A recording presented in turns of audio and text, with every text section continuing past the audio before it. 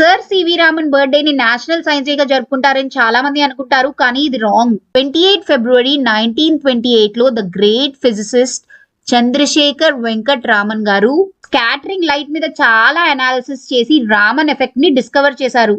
Liquid మీద పడ్డ light race ఎలా స్ప్లిట్ అవుతాయి అని తెలిపేదే ఈ రామన్ ఎఫెక్ట్ డిస్కవరీ. ఈ రామన్ ఎఫెక్ట్ సైన్స్ సెక్టర్ లో ఫిజిక్స్ కి ఒక గ్రేటెస్ట్ కాంట్రిబ్యూషన్ అని చెప్పొచ్చు.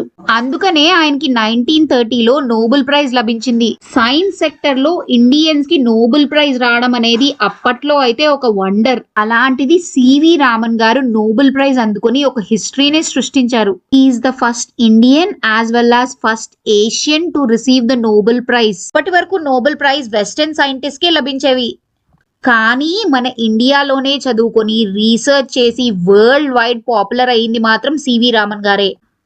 సో అందుకనే 1987లో ద డిస్కవరీ ఆఫ్